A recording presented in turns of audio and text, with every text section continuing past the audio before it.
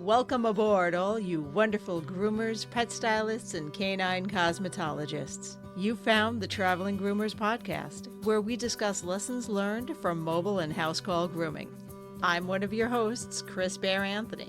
Any moment now, we'll be joined by my co-host and friend, retired mobile groomer and educator extraordinaire, Mary Oquendo, and very likely a special guest to help us chat about all things grooming, grooming industry related, and just plain fun digressions that I will totally wrangle back to topic. Grab those travel mugs and climb aboard to see where today's topic will bring us. Let's roll! Hello, everyone. Hello, everybody. We have a special guest, not guest, on with us today, and that is Miss Angie Coates. And Hi. welcome, Angie. I do have to say, we do have a topic. We have a topic today, and we have a reason for bringing Angie on. And this one's going to be a doozy. So I have both a trigger and a grab a box of tissue warning, because we are going to be discussing having to humanely euthanize our pets. We'll get more into the topic later, but if you are not up for that right now, because I know there are days I'm not up for talking about that, then we should just listen to this one later. Just listen to this one later. But we'll give you a minute. So how was your week, Miss Semi-Retired Mary, playing in your greenhouse? Oh, wow. That'll bring up the thing. I did get the waggle. I just got it, and I just got it set up. So I'm going to be playing with it for a week before I do the product review on it next episode. Okay, excellent. I have my product review set up for this episode. And Hey, Chris, I got raspberries coming. Mary, do you have raspberries coming in? I do. They're all nice and pink. Are they $1,000 raspberries? No, these are probably $500 raspberries. Oh, okay. Okay. I had the $1,000 strawberries last week. Okay. This is Ernesto making jokes about how much it is costing to put all this stuff in. But whatever. I'm happy. Can you put a price tag on happiness, Chris?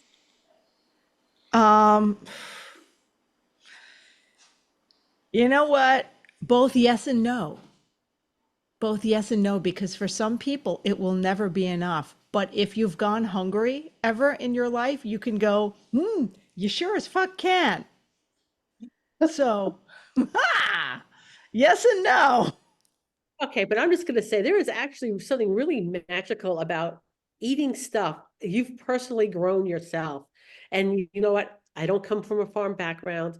My mother never had gardens. I mean, she had like flowers and stuff like that, but we never grew vegetables or anything of that nature. So I'm just imagine that. I remember as a kid, what I wanted to do for dessert was go out into the yard and pick snow peas off the vine and eat them for dessert because they were sweet. Oh, they're so. Cherry tomatoes were my thing. Yeah. I've since I've been born, I have never known a time when there wasn't a garden with growing our food. Yeah.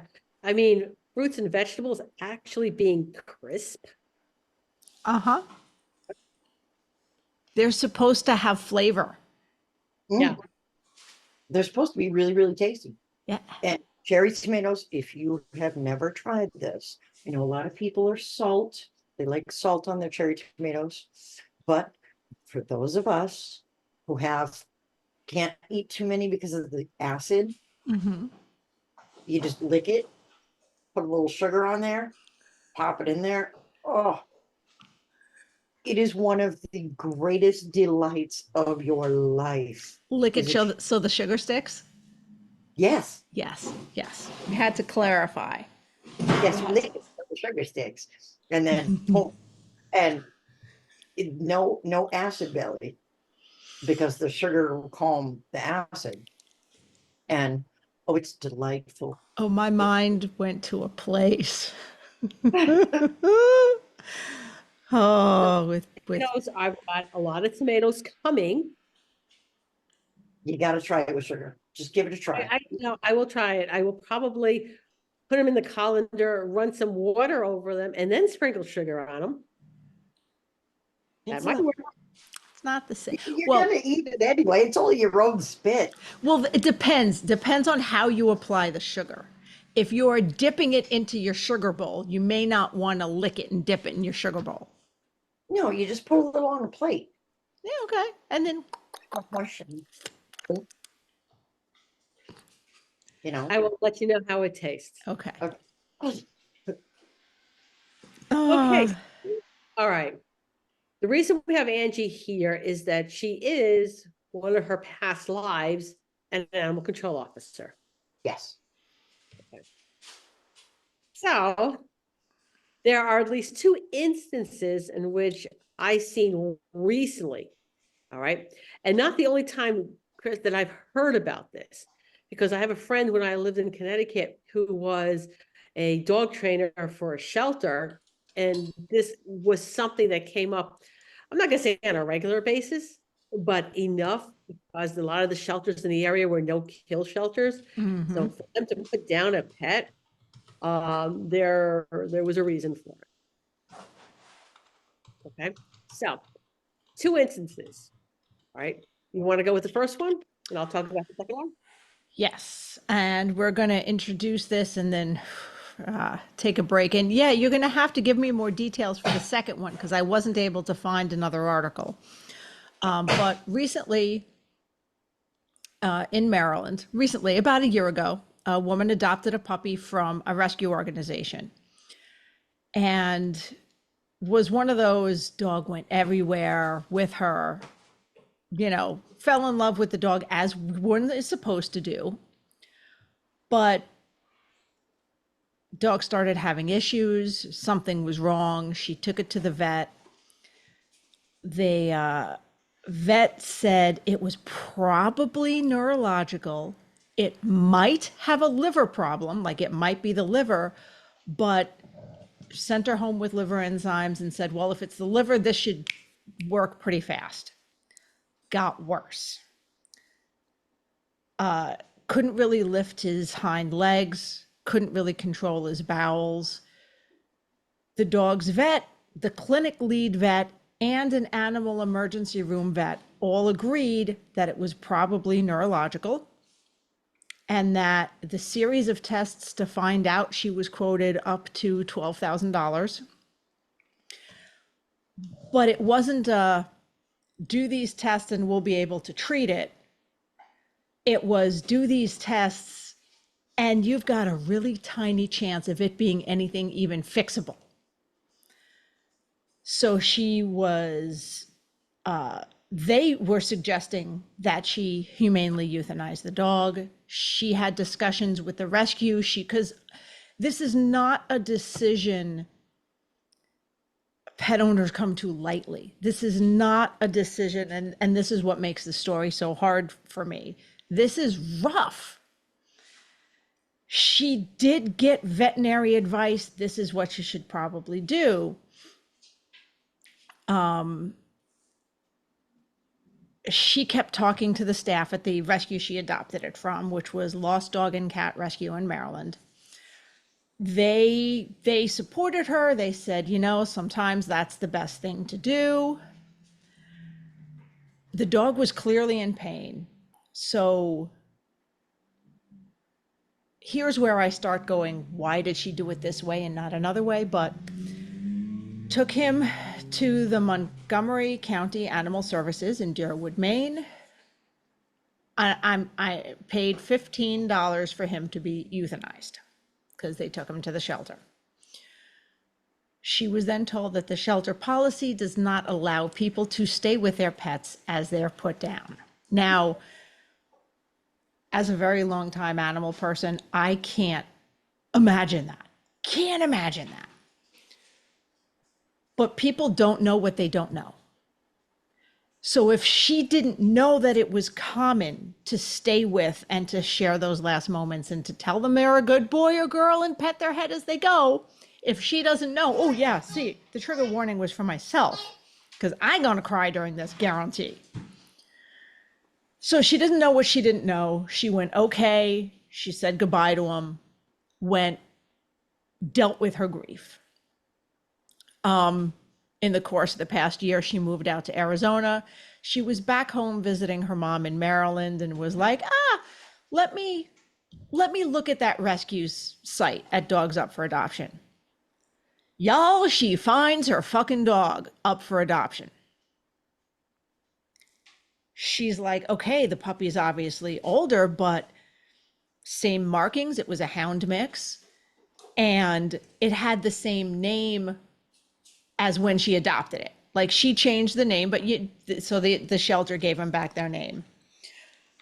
So apparently animal control, or this animal control had to, because it came from a rescue, they had to contact the rescue. The rescue then went, meh, we think we can treat him. Did a GoFundMe, it wound up being liver issues, treated him and put him back up for adoption. It was a liver problem and a $7,000 surgery, so that they did a GoFundMe for. So they told her none of this. She lived the last year thinking her dog was dead, that she put it down.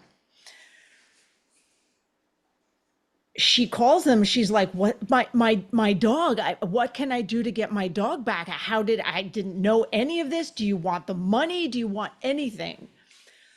And they went, you abandoned him and left him to die. You never cared about him. There's no way in hell we're giving you the dog back. All right, so I'm just going to interrupt Chris right now, and I'm going to say you are quoting from perspective only of the original text. That's true, because that's what the articles are saying. Okay, so, but go ahead. But, and the rescue statement was they do not rehome an owner surrendered dog with its former adopter owner. Our mission is to save adoptable and safe to the community dogs from euthanasia. Now, here's where another perspective may come in, because what the rescue says, yeah. Okay.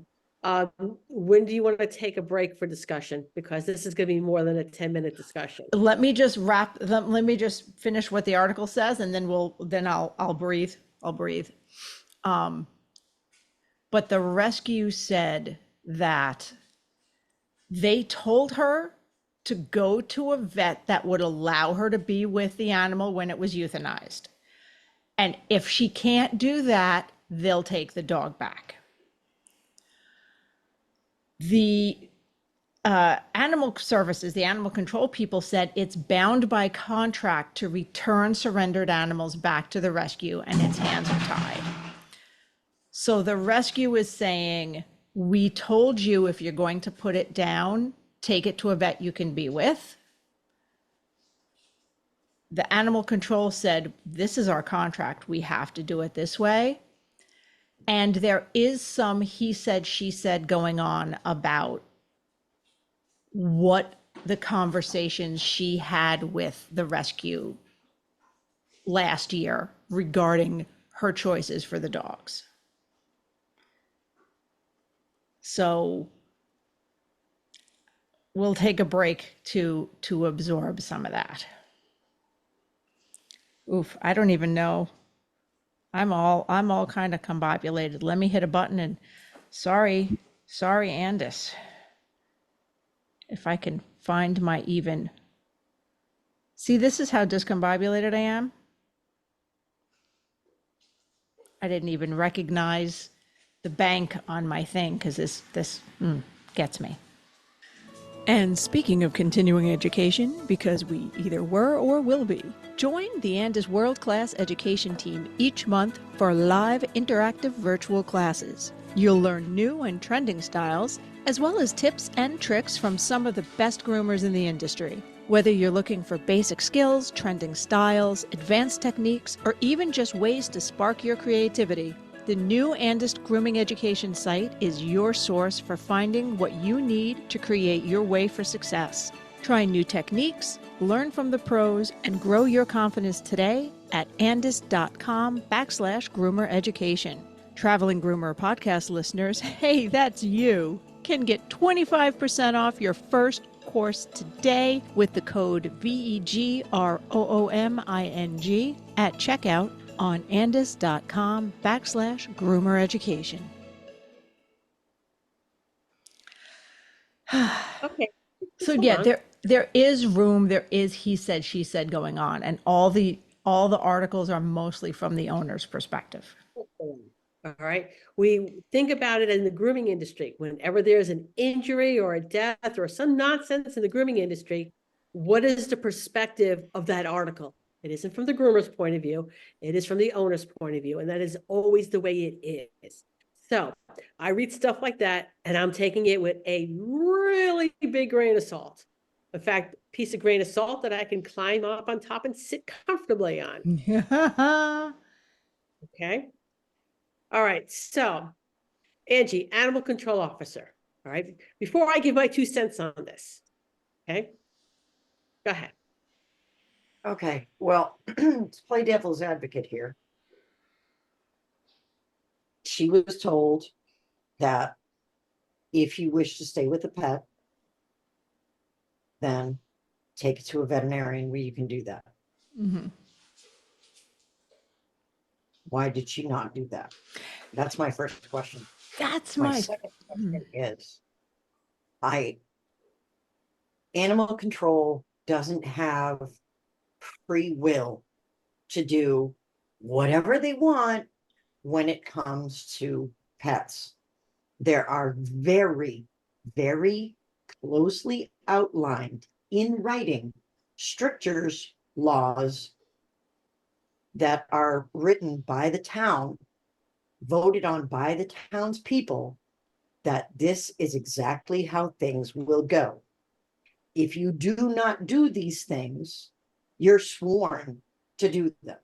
If you don't, not only do you lose your job, if most animal control officers are simply animal control officers, they do not hold any type of law enforcement position, which means that should they do something that is outside of the law, they can be held liable, which means should that occur, that's their house, their car, their world that can be up for grabs. So when it comes to animal control, they very, very closely follow the state and town regulations for what they're supposed to do. So when animal control said to her, if you wish to surrender the dog, you can surrender the dog. Didn't say euthanize the dog, surrender the dog. Now, Those what two was the $15 fee for? Was that a sir? And that's where I'm curious because $15 fee is a surrender fee. Euthanasia, even for a town, Mhm. is going to cost more than $15. that's what really threw me what we- off when I'm reading it. I'm like, that's not right. Euthanasia at a vet, as I've had many aged animals, is going to cost around $200. That's without even getting the ashes back. I'm trying to estimate because I've never done that. So I'm guessing it's about that. It's about $350 when you throw in the cremation and the urn and all the things. Give me a minute, I'll tell you exactly. Sadly. Yeah. So, but a $15 fee to euthanize your dog is not a thing. There's no such thing as a $15 euthanasia fee. Okay. When you're dropping off a dog at animal control is going to take possession of that dog. Now, every state has different laws that require you to do X, Y, and Z when a dog is dropped off. Is it chipped? Even if someone drops it off and says, here's the information for this dog, it's been veterinarian records under my name, yada, yada, yada. You still have to scan it for a chip. You still have to follow up on that chip if that chip comes back to someone, especially if it doesn't come back to the person that gave you the paperwork. If they know it was from a rescue, because it was either on the chip or on the paperwork or something, yes, they would contact that rescue because that was the rescue's dog. If the rescue wanted this dog back, because you hear all kinds of stories when dogs get dropped off. I have been standing right there when people have said, this dog has cucamongophobia, whatever. And the vet said, blah, blah, blah, blah, blah, blah. Or I'm getting divorced and my child is allergic to the dog and whatever. I'm moving, I'm getting divorced, the child has allergies. Yeah. And yada, yada. And a week later, they're calling for a puppy. Yeah. So And by the way, very, very basic. Not a lot of tests run, basic come in, wow, you're in bad shape. Getting the ashes back is just over $700. Yep. It depends on your area, Yeah. because That was a high cost area in New Jersey. When I had Spirit euthanized and his ashes back, it was probably close to about $500. And I always opt for the private cremation. I do not want my dog thrown in with all the other dogs. I do the same thing. When I had Jean put down, was 2 years ago. And it was around 350, 400. And that was with the paw print and the nose print and the urn and all the things. If there was a checkbox, yes, I want all of that. Everything that I could check. Yes. Yeah. So. Yeah. And that was because I did a keyword search on my bank. That was, and the one earlier came up to $790 charged on my card, but I know I handed them a couple hundred in cash because I worked that day. So that one was closer to, that one was when Loki passed. And I didn't know what the hell happened or what was going on. I knew he had his heart issue. And I'm like, do all the tests, have an organ, have a limb, have some of my blood. What do you want? Yes. And so that was almost $1,000, but that was with all the tests. Testing, whatnot. So the bottom line is, I really don't, when I read that, I really did not believe the owner's side of the story. Okay. Because I know $15 euthanasia. That's what made me, and I had such an immediate emotional response because It's an emotional article. it's an emotional article. B, I've lost 3 in the past few months. Like I lost 3 in the span of 5 weeks. So I'm still very fucked in the head about that. Let's get that clear right now. I am not coming from a good place on that.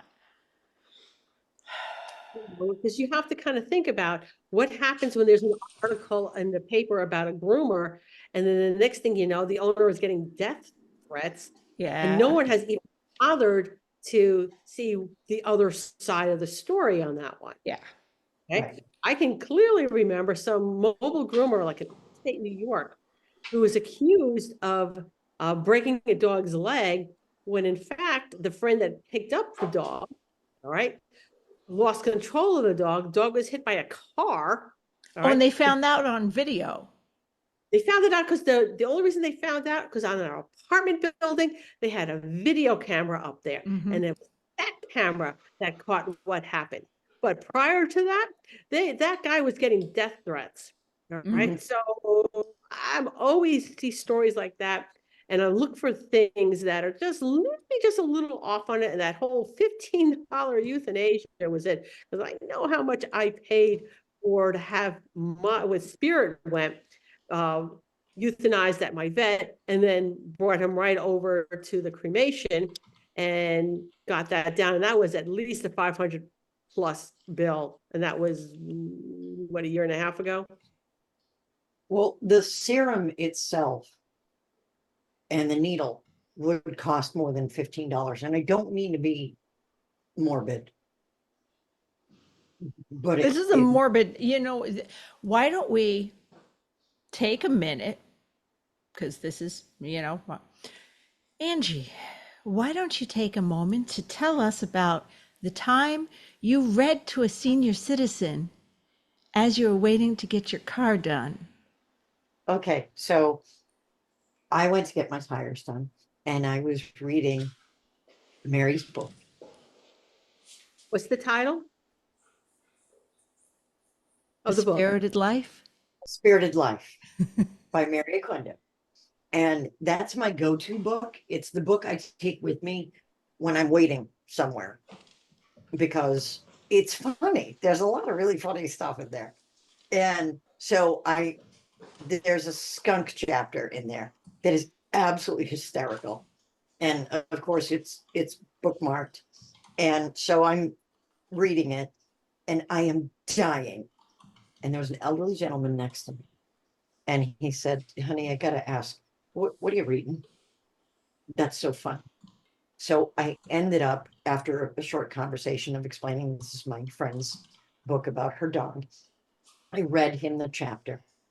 He laughed so hard he had to go get a tissue out of the men's room. And so I wrote down the name of the book for him so his wife could order it, because he said she would just love this book and she could read him the funny bits and leave out the sad stuff. But because I did tell him it is an emotionally powerful book, and because it is, and it's sweet, and if you don't have it, you need to get a copy because it is the perfect thing on a day when you really need a laugh. You just flip to that skunk story, and I don't care how many times you've read it, you're just gonna crack up.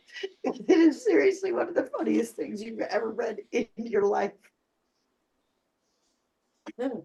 So yeah, if you don't have it, you need to get it because everyone needs that kind of joy in their life. Yeah, they do. All right, so you can get the book at positiveed.com and just click books in the menu bar, and it'll take you to all of the books. And the chapter when he meets the Huskies is just, it's super. Oh my God. Oh, yeah, I can't, I'm trying not to laugh so hard I'm crying. Because I've read it so many times, I can read it in my mind without even reading the book. It's great. You'll love it. Okay. So okay. What were you now saying, Angie? About the funny story in the book or prior to? Prior to that. Oh, all right. So when the serum that they use for euthanasia Yeah. isn't exceptionally costly.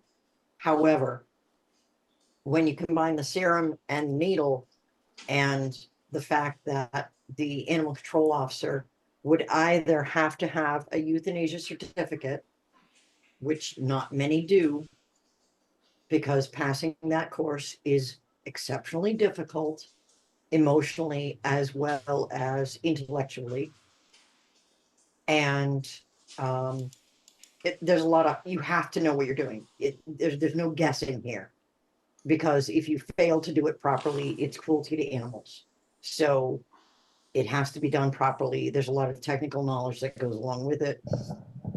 But there's also an emotional burden that would go along with it. So most animal control officers are doing that job because they love animals. It's the same reason groomers do it. Yeah. It's because they've dedicated their life to helping the helpless animals, not because they want to kill animals. Veterinarians have the technical knowledge and the ability to do that. So, and hey, God bless them for it, but $15 wouldn't even cover the cost of that. So that was just I don't even understand how a surrender fee can be so low. Yeah, that's well, okay. I will tell you a story about how I got one of my cats that we only had for a very short time. And this might explain why the surrender fee was so low. When we went to pick the cat up, and this was at our local humane society, the guy came in with a carrier and said, my mom, and it was a little old cat. My mom died. This was her cat. I don't want it. If you don't take it, I'm just leaving the carrier and walking off. I don't understand how I could do that. Um, That doesn't have there's no yeah, way to- I know.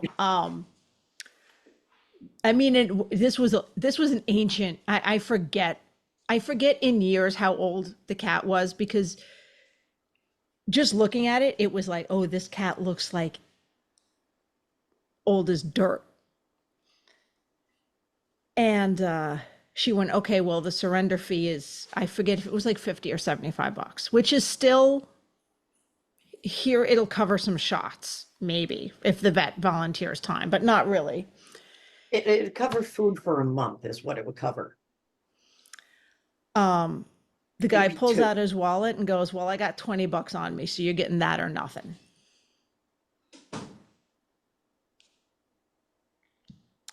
Yeah. This cat, when I say ancient, she didn't want to eat. I would have to, she was clearly used to getting like fancy feast, or like really, not even fancy feast, like the really cheap, smelly cat food, because that's all she would eat. I would have to feed her. And I think she had little kitty dementia or Alzheimer's, because she would take 2 bites, and she was skin and bone. She would take 2 bites and be like, I'm good. And then I'd pat her head and then put the food back in and like put her nose towards the food again. She'd go, oh, food, I'm starving. Nom, nom, nom, nom, nom. Oh, wander off again. Yeah. I do this like 3 or 4 times to get her to eat, because in the middle of eating, she'd kind of forget and think she was full. And you'd have to give her a second and then go, food? Oh, I'm starving. Nom, nom, nom, nom, nom, nom, nom, nom. 3 seconds, wander off again. Yeah. Little old dementia kitty. Yeah. So she, she was not with me for very long, but she was loved, and for the time she was there, and I was there with her. Yep. Okay. So in this case, I agree with the rescue of not adopting the dog back out to her. Okay. That's pretty standard, is because if you figure, if someone, and I've seen this happen, they dump off a dog and say, we had a baby and I'm worried about it hurting the baby. And then the next day they come back and say, oh, I changed my mind. Well, you said on this form that it was unsafe for this animal, that your husband didn't like the dog, that it had to be removed today because that was the quote unquote ultimatum. Mhm. And now we're gonna give it back to you? No. No. So that's how the rules like that are born. Yeah. And I get it. I understand it from the other side. And I see her point. She loved her dog. It's still alive. She wants her dog back. There's a lot of missing. There's a lot of missing A lot of missing information in this. information. And the article was written from a very, very emotional standpoint, meant to elicit, sympathy for this woman. Okay. Yeah. So let's talk about another case. And this is a case that happened in Connecticut. I am not going to name the shelter because it was a huge lawsuit. Okay. Someone adopted a dog from a shelter, and the shelter had trainers who would verify that the dogs were safe to be around. Mhm. So this woman adopts this dog, and she basically starts hoarding dogs. Okay. And I'm not even going to go into the breed because it can be easily searched, and I'm not going to put the shelter or my friend in that position. All right. It turns out that what happened between the time the dog was adopted and fast forward to a little while, the dog hit somebody and turned out to be rather aggressive. Okay. So this woman turned around and tried to sue because she was being sued, tried to sue the shelter and the trainer for adopting out an aggressive dog. Oh, wow. Yeah, it was a pretty big thing in the area at the time that it happened. All right. I didn't follow along too closely, but this is again the whole he said, she said, right? So what happened between the time the dog was adopted out and the situation the dog then was put into? What was the final resolution? That the shelter and the trainer was not liable, that the situation was that where these dogs were was not conducive to their well-being. We'll just kind of leave it at that. Gotcha. Now, interesting. And apparently this happens because, I did try to Google this, even though you're like, I don't want to get my friend in on this. But so apparently this is a regular thing because I came up with an article where the former director of the Humane Society did have to pay, that the lawsuit was settled and she had to pay over $300,000. That's a pretty chunk of change. Does it say why? The details are sparse because it's a settled lawsuit. Sure. It says the former director of a Connecticut animal shelter has settled a lawsuit with a volunteer. There was a couple of Yeah. incidences in it.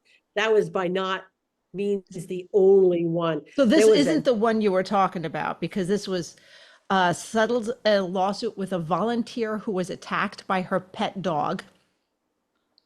Former Humane Society director reached a settlement for more than $362,000. The payment will come from their homeowner's insurance provider.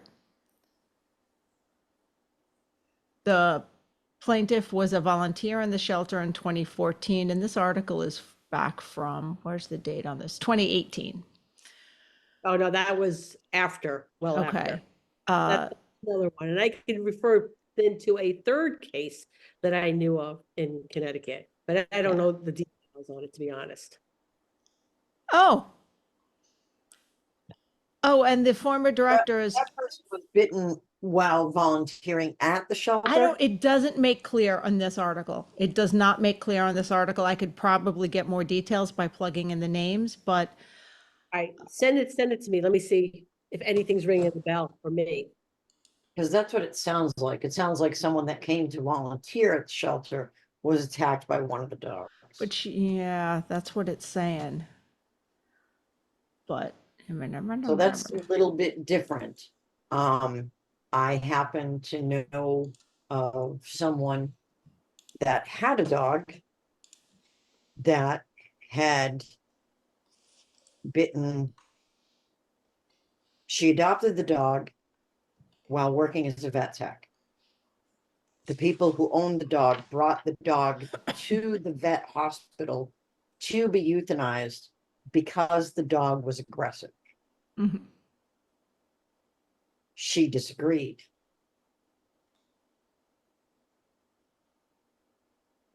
And rather than euthanizing the dog, took the dog home. Okay, now that's different than than adopting it out. Because if it then bit her, I'm gonna say she fucked around and And found found out. out, well, it gets worse. Oh Jesus. Wait, So wait, I gotta hit a button for 30 seconds and emotionally prepare myself for what's coming if it got worse. As a it got house worse. call groomer, the idea of van and generator maintenance had kept me out of one for years. But Hanvey Engineering and Design has been making mobile grooming vans for 20 years now and has thought of that. No generator to maintain, repair, and replace. No propane to fill or worry about running out in the middle of winter. Hanvey vans have the lowest operating costs out there.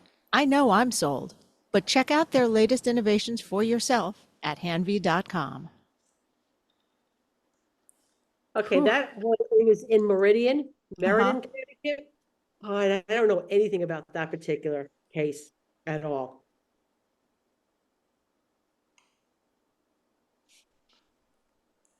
Okay, so getting back to the girl I know, Yes, okay, so she was a vet tech. yes, Someone brought their dog in and said, this dog is aggressive. We need to as in euthanize it. paid for euthanasia. Okay. Actually So paid for, wait, did they pay for euthanasia? Is that what you said? I don't Okay, know. you don't know. I don't know. I But don't the know. but the vet tech said, Took the fine. dog. Okay. So then she had the dog, and then it bit a whole bunch of people in a number of different states. Because she moved around. And it bit people here and there and here and there and here and there. And then finally, the last bite was severe. And I told her, you gotta let him go. I mean, at this point, it's unsafe.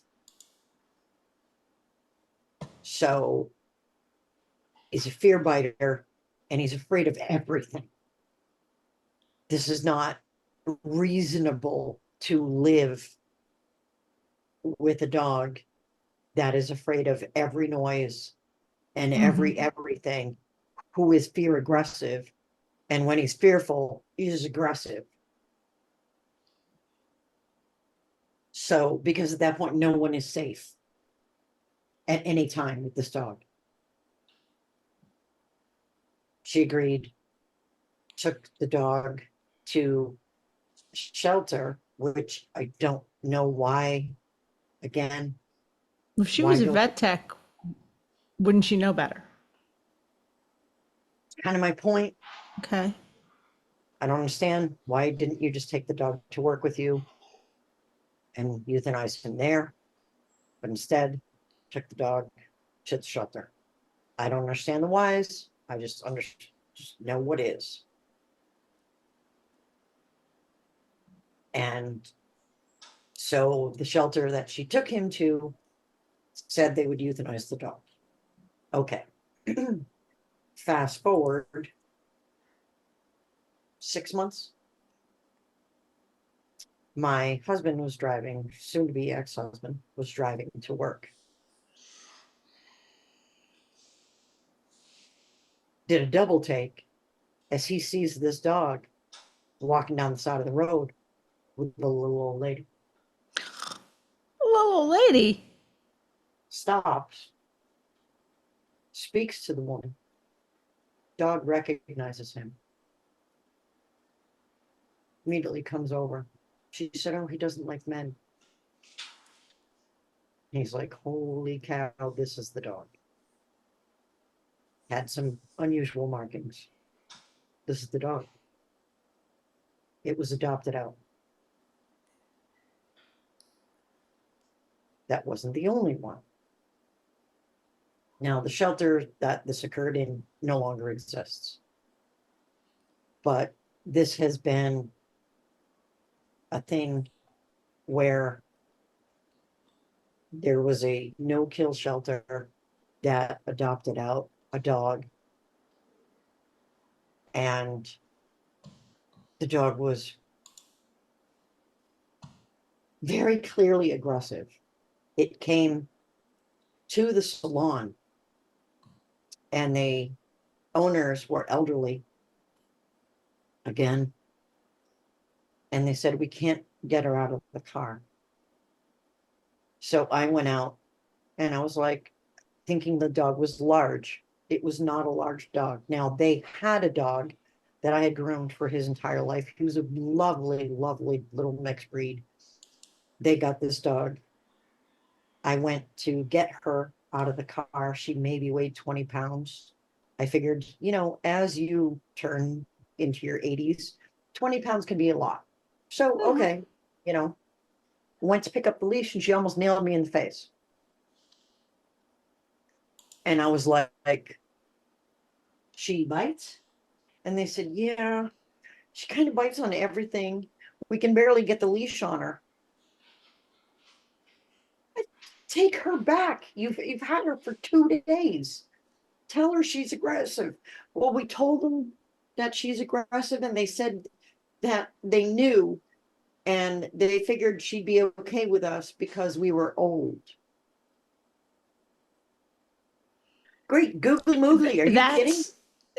That's 100% wrong. Yeah. So it is somewhat common to adopt out aggressive dogs who have issues with cats and kids and things like this to elderly people because, well, they don't see the grandkids that often, and they don't have a cat, and the house is quiet because they're shuffling about since they're 80. We'll just put the aggressive dogs with them. And the adoption fee for this dog was $550. Holy cow. Yeah. And they thought they're supporting a no-kill shelter. They're trying to do the right thing, And I said, "Just go up to the city shelter. They're lovely up there. It's the one that I worked with when I worked for the town. Just go there. They're lovely. They'll help you find a dog that's not going to eat your face off. And take this one back and get your money back." Well, they didn't end up getting all of their money back either. They got like 3/4 of their money back because they had had it for 3 days. And they're like, "Well, no, see, you didn't give it enough time. You have to give it 90 days. Here's the problem with that. There's a 30-day return. So in order for the dog to become comfortable, you got to give it 90 days. But you can only return it after 30. So if it's a psychotic biter still in 90 days, where they still can't touch the dog, then, well, you're out the money, and now you have to deal with a psychotic dog that wants to eat your face off. So, yeah. I have all of the problems with that, and that's beyond unethical. Isn't it, though? That's criminal. Isn't it, Sorry, though? not sorry. That's criminal to me. Unfortunately, there's a lot of no-kill shelters that operate this way because they are no-kill. So they will take in dogs that have behavioral aggression, that are fear biters or just straight up. They were born a little Off. off. You know, there's a wire that's touching the wrong thing in the brain. And back in the day when I started grooming, Springer rage syndrome was a thing. So sometimes dogs have a neurological aggression. My Una that I just lost recently, we went through a lot with her because she had issues and she was good until she wasn't. Yeah, and you And didn't know and that card was going to be played. and that's why eventually we had to just completely separate her from every other animal in the house because we didn't know what was going to set her off. Could be anything. A knock on Could the door did it at one point. Yeah. Anything, and she would go "Wah, wah, wah," and look for the nearest small thing to go after. Yeah. And poison. we knew that our options were limited with that, and we did training and we did this, and when you've got a screw loose, sometimes you've got a screw loose. So a lot of, now I'm not saying all no-kill shelters are bad, because they're not. There are many, many good ones. There are some amazingly lovely no-kill shelters out there. But a lot of the no-kill shelters take in dogs that are aggressive and they just rehome them because they're no-kill. So what are you going to do with a dog that is aggressive? You're no-kill.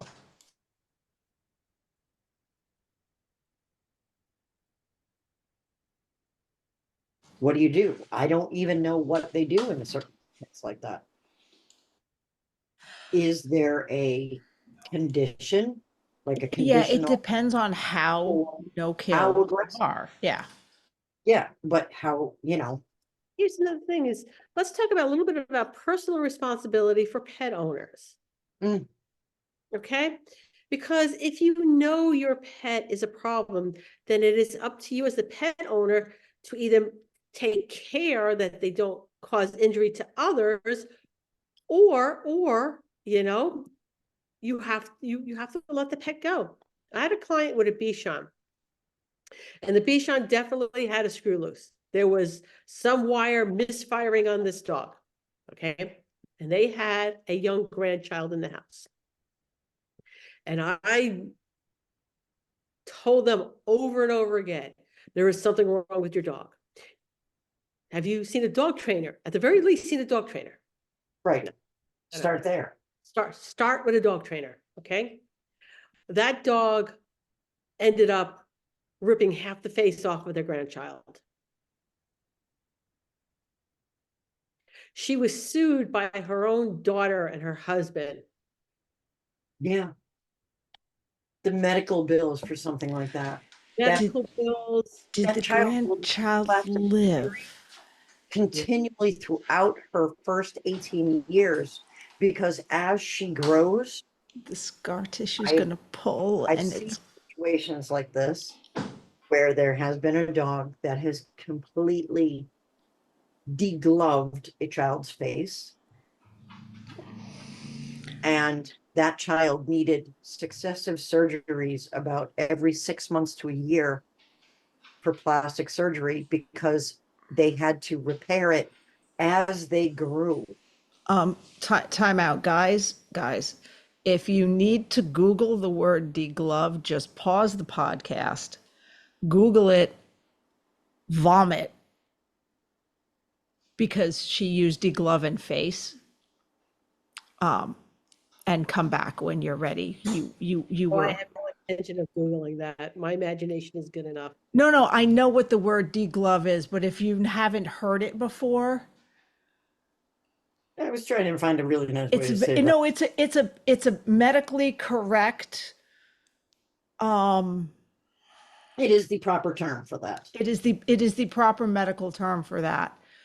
Yes. Um, So, yes. yeah, So I'm they not need even gonna. successive surgeries. It's So a- I understand the reason for the lawsuit, because you're talking $1 million or more to fix a child's face. And she was young. The child was probably 3, 4 years old at best. Well, when I was 4 years old, my uncle's Springer Spaniel ripped my ear off my head. This is why, for any of you that know me, you will never see me with my hair up. Because when they reattached, like the only memory I have of it was my grandmother holding me under her arm like a football, running to the car, and my ear was in her hand. And I remember seeing my ear. When they reattach the ear, it's higher than the other side. So my ears are not level. So contacts and not glasses? I have ears. They did reattach it. Yeah, but I mean, wouldn't they, wouldn't they, Well, that's the thing, I'm isn't not it? trying to, I'm not trying to laugh at your Hold on a second, physical hold on. injury. Chris, You have to, actually, I do have to adjust the frame, Oh, okay, so you got to get a metal frame and adjust it. tweak it out because they are not level. It's only a difference of about a half an inch. But when you're wearing a pair of glasses, half an inch is actually quite a bit. Okay. okay, Chris, who's the lucky sponsor? Who's next? So,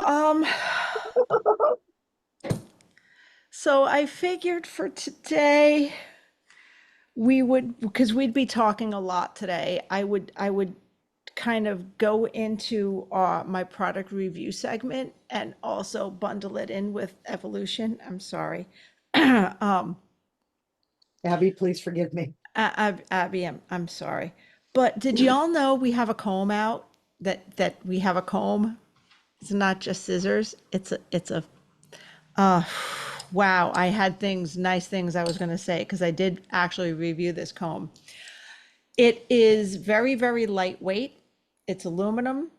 That little thing on the tip, and for those of you not watching, it looks like the second tooth is missing. That is not broken out. That is broken off. That is a feature, not a bug. Because the outer tines are the strongest ones, and we tend to use the ends for picking out knots, and we'll get them like bent and broken and stuff. They just have the second one kind of halfway, not full length. So the outer strongest part is the part that we're then using to pick out knots. So it's it helps with, wow, I'm so sorry, Abby. And it's magnetic. It's magnetic. There's It's a teeny tiny magnet in there. and to That's show your grooving on. to And it's show awesome. how strong the magnet is. Now, if your grooming arm isn't steel, like if it's not the correct, it's not going to stick. But this is one of those Groomers Helper quick release catches. So these are not lightweight things. If you have one in your salon, these are fairly heavy. But it's made of a really good metal because the magnets in the comb will absolutely hold that up. So clearly It you will can, also stick to your scissors when you accidentally put your scissors on top of the comb. And then when you it'll also you're like, accidentally stick to your scissors when you, yes. So don't put your scissors on top of the comb. I mean, if you're not super, if you do it carefully and you drop the comb, you might be able to use your scissors to, if you don't want to reach down all the way, to pick up the comb and go toink. I just dropped the But thing. it does stick very nicely to a toolkit. Oh, it's got my pen. It's got, apparently my pen is a decent metal. At least the what's that part called? The part you put in the pocket. The part of the cap. Clip. Clip, yeah, the Clip. little clip. Apparently that clip, because it just picked up my pen. Okay. But it does stick nicely to a toolkit. So you can, when you're done using it for now, you can just turn around and go toonk, Chonk. and stick it right to the toolkit. Or for so- household groomers, it sticks great to washer dryers. Boink. There you go. But it's not just fun to play with its magnet. It actually functions very well as a comb because I am a little bit of a, I'm very monogamous with my shears, but I have metric ton of combs. I carry the combs in their own special case. I love this for any kind of curly coat, any kind of coat with fluff, because it really separates it out. It like does a lift and separate really, really well. So your poodles, your Bijans, your doodles with the curlier coat, anything that has a coat that you want to get fluffy, that is fluffable, it's a fluffer. So it Also is. works well on bunnies Oh, and bunny feet. You can use that one little tine there Uh-huh. on the end for a lot of times rabbit feet get matted because they walk on them and they have yeah, excessive long hair. That little tine will help you pull the matting out because you cannot shave rabbit feet because they don't have toe beans. because they don't have toe beans. They walk on that whole foot, and if you shave that foot, they'll get pododermatitis, which is sore hot. So you have to comb it out. That little pick will help you pick out, pull the matting out, so then you can just separate it out with the rest of the comb. And it Yeah. all comes out nice, nice. So yeah, Beautiful. I bet you didn't know they branched out a little bit. They have a very cool comb available. So check it out. It is on the website. And yeah, that was wow. I knew we weren't going to have full time to do a full 10-minute segment on a product review. So I'm like, let me multitask, tell you about that. I'll probably tell you about it again at a later date because it's worth repeating. But anywho's a what's it? Yeah, it is not an easy decision to come to. And dogs with screws loose. And I have a story. I want to say the dog's name was Mimi, but I can't remember the name. I remember the dog. So my friend who does rescue, and they are low kill. They will do everything possible. And there was a corgi. They do mostly corgis, but I got my current 3 dogs from them, so they do others. And this corgi was a fear biter, but would get set off by things. And they tried the training and they tried all these things. And the person at the rescue went, okay, well, this dog is going to live the rest of her life at my house. She's not suitable to be adopted out. However, we are going to take a drastic step, because when she was happy, she was happy. Mhm. And took her to the vet to have her teeth pulled. And came in with a basket muzzle. And the vet was like, that's a little extreme. I don't. There you go. Take the muzzle off. Vet did the exam. So, okay, so we're going to be pulling all of her teeth. She'll just eat soft food. Mhm. And I had been gummed by her before, and and when I say when she was happy because her favorite food was bananas. And she would be going in full on little rage mode, like at you, and she's going, and you go, maybe Nana, banana, and she go, what? Okay. Yeah, banana in my mouth hole. See, now I know there are people that are going to say that's cool to take all their teeth out. I've adopted 2 dogs in the past 5 years that both came to me with all of their teeth rotting out of their head. Yeah. One of them was 5 at the time. The other one was 12 at the time. The first thing I did to help those dogs was have all Yeah. of those teeth taken out because they were so rotten. There's not even like on the measurable scale of teeth, they like if you push too hard or even a little bit, all of those teeth will wiggly in their head. I can't imagine the pain they were in. Yeah. So their teeth came out. And one of the dogs I have now, his name is PJ. He is a pug. His teeth didn't go straight up and down. They went like out straight and kind of, yeah, like out like this, straight out of his face. And like straight into his cheeks. They weren't Oh, properly set. His dentation was probably the worst I'd ever seen. So took him to the vet. I had him like a day and a half at that point, and had all but 4 of his teeth pulled, and none of the 4 teeth match up. So they were just the 4 they could save. And he's very, very happy. yeah. Yeah. Yeah. I mean, there Right. are, and little Mimi still would have her issues, and we were hanging out once and Patty went, I heard that. Who did Mimi get? She got somebody's feet. And I'm like, yeah, that was me. That was me. Where she gummed my teeth and my foot, and it didn't bruise.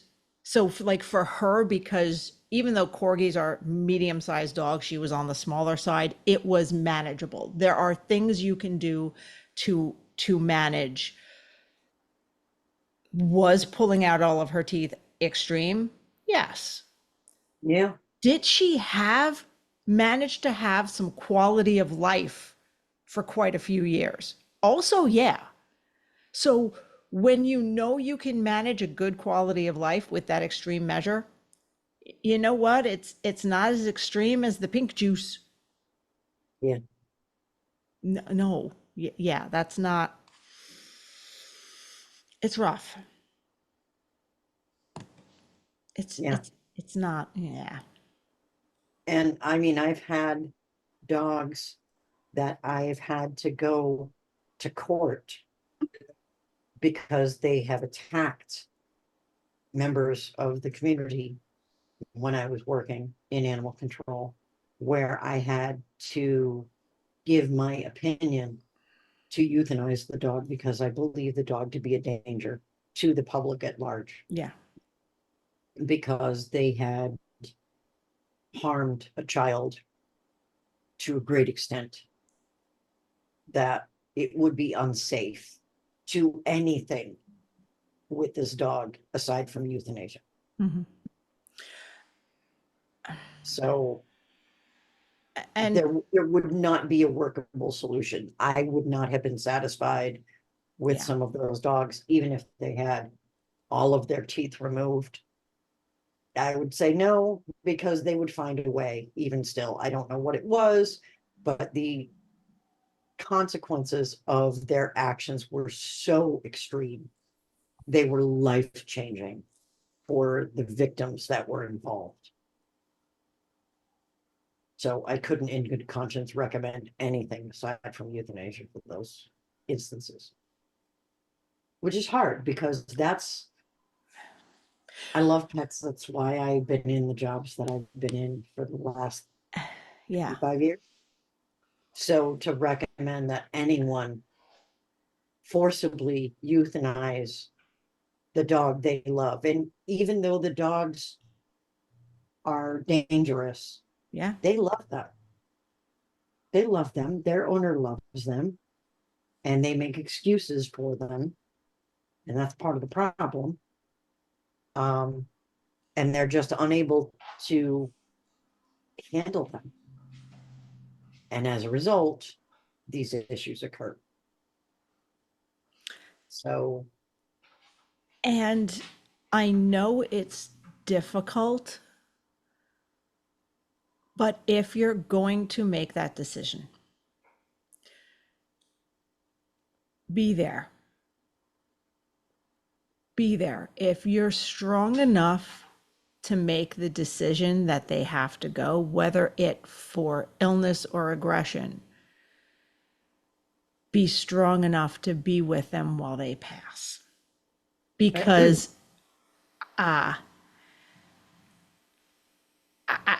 okay, if Una had been just a notch or two worse and we felt we had to, if I didn't and found out that this was one of those cases where she got then adopted out and then bit a kid or killed another animal, then I would feel personally responsible and I would feel like that death was on me because I didn't follow through with that. yeah. And I just want to make one note. You know what? Yes, somebody should be with the pet when they're crossing over. family member is always the best. Mhm. However, there are some people who cannot handle that, okay? Most of the time, my husband is actually really good. And when we had to put baby down, the Chihuahua, baby was his dog, okay? I watched my husband go into shock after we euthanized baby. I could have brought him directly over to the ER after that. So I just want to say sometimes, maybe offer a little bit of grace to some people who literally cannot But do in that. that case, you could have been there. There would have No, been no, a no, no, no, family no. member. There would have been somebody there. We were both there. My Yeah. husband held him, all right, because he thought that was the right thing to do, but he was too close to baby. When my Cooper, when I had to let him go, he was at end of life. And I had done everything possible to help him.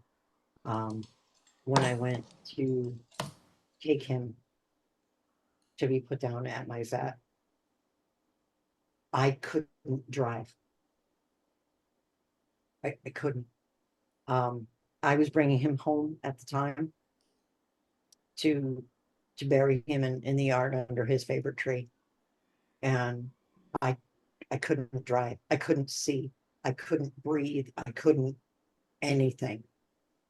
And the vet staff came out, and the vet tech saw me, called one of my friends to come and drive me home because I couldn't anything. I've sat at vets for half hour, 45 minutes before I could make it to the car. Yeah, I had done that inside. Oh God. So this was, Yeah. yeah. Yeah, I was mean, still sitting in the car half an hour later, and I was not okay. yeah, remind me to say something about that later off when we're not recording, because it's not really relevant. It's just me being a bitch, but that's okay. I'll be a bitch off air. Okay. So we've got, whew, just general apologies to every last one of our sponsors today. Because goddamn, there's no good. Let's hit our last commercial break.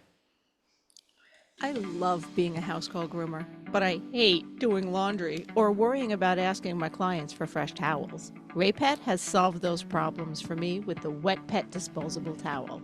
Taking up much less space than traditional cotton towels and easy to wring out and reuse, these super soft, comfy, absorbent towels eliminate any cross-contamination concerns between pets.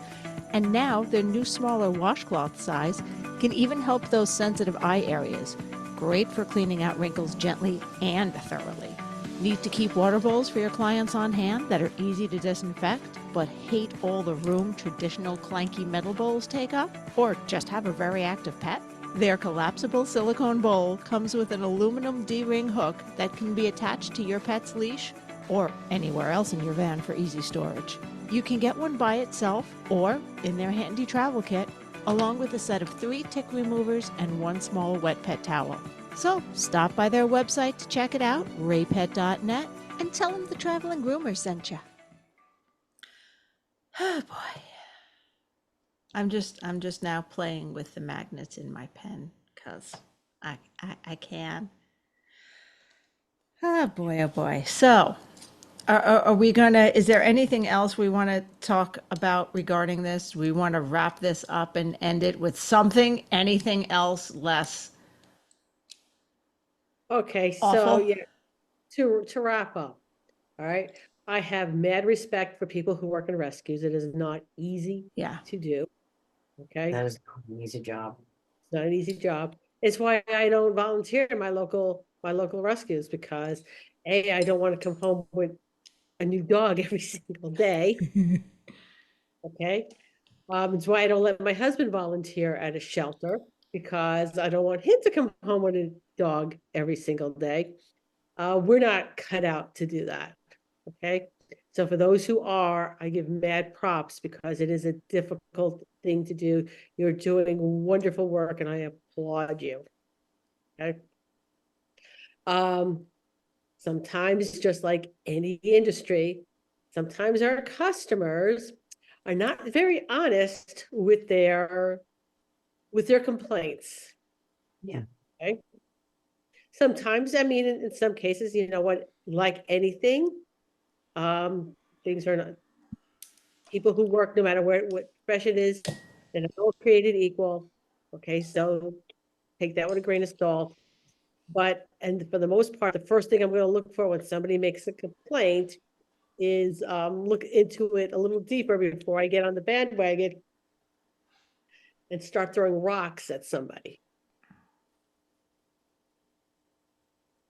Yeah, I've supported the local regional rescue league here for 35 years, either volunteering my grooming or in innumerable different ways for the job that they do. They are absolutely phenomenal, and I have great respect for what they do. A lot of these shelters keep alive the animals that are brought in through cruelty cases, and they have to keep them alive until the court case. And let me tell you, having brought in a number of those pets, this is not an easy task. And it requires them to work not only their regular shift, but to go in numerous times during the night, overnight, to administer medications and things like this. And there are no words enough to say, express my gratitude for the work that these people do. They're, truly angels in, Yeah. in their craft, to be able to do what they do every single day. I'm in awe. Yeah. And I'm really, really glad they're there. I'm glad they're there because people do have some pretty stupid reasons. And yes, that happens in divorce. I knew of a case where, and this was friends of mine. People had bought a house together. They shouldn't have. One party was moving out. He couldn't take the dog with him. He knew the dog had some issues. He knew there was some, but it was a tiny dog. It was manageable. Mhm. And it was one of those things where, because it was like a large Chihuahua mix, to tell you like the size of the dog. So, and it wasn't to the point where it was not like these people who couldn't get the leash on. There was a little bit fear biting, but it was someone who was experienced. It wasn't a euthanize. It was an experienced person could deal with and handle and whatever. But he was upset that he couldn't take the dog with him. So he arranged a place in a particular shelter, and he was like, okay, this is a no kill. I know they've got a spot. I'm just going to wait on this day. And, he had a date set up for it. And he came home from work and his dog was gone. And they took it and the other people in the house and dropped it off somewhere, and he didn't know where. And now, because he wasn't the one, and even if they said, oh, we dropped him off so and so, he wasn't the one that dropped it off, so he couldn't get any information. And now he has to live with, I don't know if this was a kill shelter. I don't know what happened to this dog. Yeah, see, that's not cool.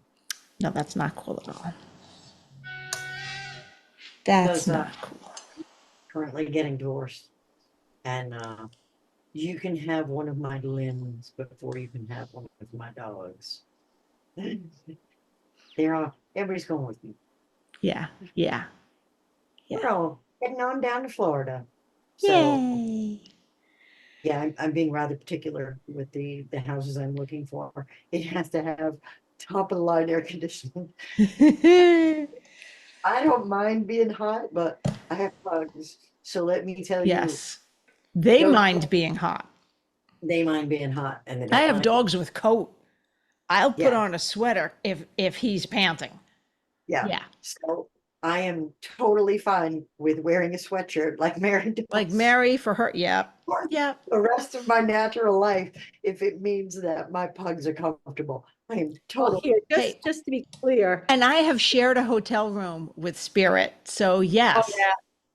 Yeah. Yeah, Spirit liked the hotel nice and chilly because he was a husky. Well, And yeah. and now so does Luke. And I have a particular, you don't need to know this much about my undergarments, but you're about to. I have a particular nightgown that I travel with, and it's basically an oversized hoodie. Like it's a hoodie with big pockets that goes down to like below my knees. And it's super warm and cozy, and I can put the hood up and it's got thumb holes so I can really cozy in there. That's why I have flannel pajamas. Yeah. Yeah. I Yeah, will so- bring that with me to Vegas in Yes. August So Luke is comfy. because This makes Luke is going to be comfy in the hotel room. Yes, this makes perfect sense to me. I don't see anything wrong with anything that you just said. I don't see anything wrong with the fact that Mary lives in a sweatshirt, so Pooh is happy and comfortable. Yeah. Yeah. Look at it. He's like, yes, this is how it should be Yes. all This the is time. life. And he has specific sweatshirts he likes, and Yes. those he does not. And Mary doesn't wear the ones he doesn't like because he doesn't like them. And I love that so much. Nope, I can't wear that. Pooh doesn't like that sweatshirt. Nope. He doesn't like it. We're not wearing it. It can't be a thing. He is literally about as comfortable as he can be. He's like, yes, this is lovely. This is so nice.